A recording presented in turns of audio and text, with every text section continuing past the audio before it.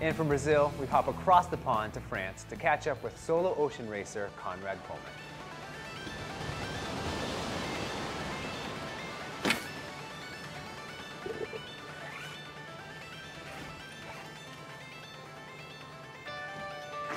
I'm Conrad Colman, a professional ocean racer from New Zealand.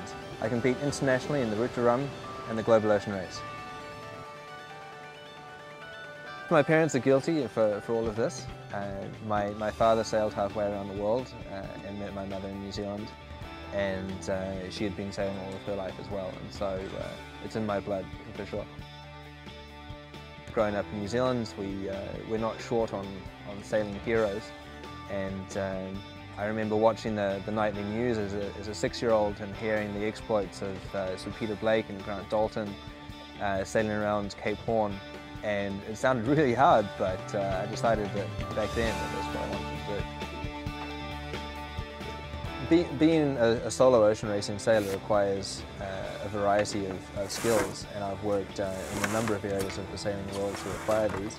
I started out being a sailmaker, and have been constructing and designing sails for a number of years.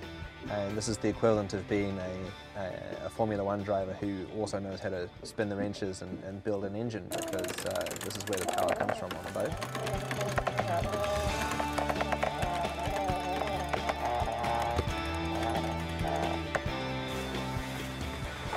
Given the sailing culture in New Zealand, why come to France? But really, sailing here is completely different. People head off across oceans by themselves in small boats, and everybody else seems to have the sense to take other people along with them. And so if I want to learn how to race competitively by myself, then I need to be in France.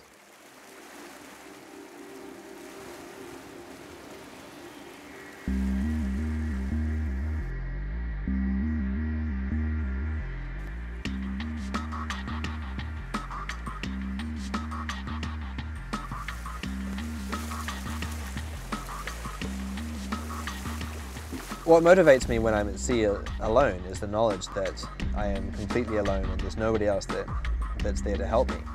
To sail around the world by yourself is a very select club. In fact, less people have rounded the world by themselves than have been in space.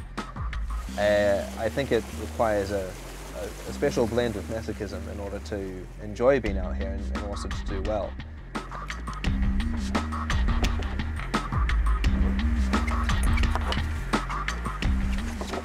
Life at sea while racing by myself is not particularly easy, because I know that all the other competitors have very similar boats and we push in hard. What I have to do is navigate the boat in the most efficient way possible, look after myself, maintain the boat, and keep it going 100% for as long as I possibly can. Now my ultimate goal in terms of sailing is a competitive entry in the Vendée Globe, a solo, non-stop, around the world race without assistance. Which for me is the pinnacle of the sport. It's raced by yourself on enormously powerful machines that are very, very fast and are enormously difficult to sail. And so I think that if anyone reaches the point in their career where they can take on these beasts and take on everything that Mother Nature can throw at them for 90 days at a time, then I think that I'll have arrived in a good place in terms of my sailing career.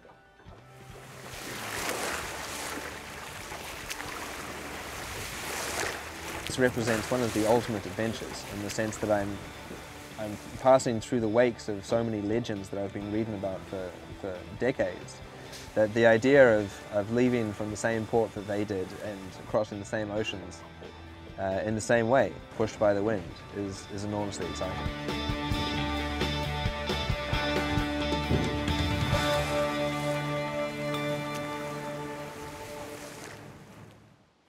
Stay with us. There's plenty more to come on Outside Today.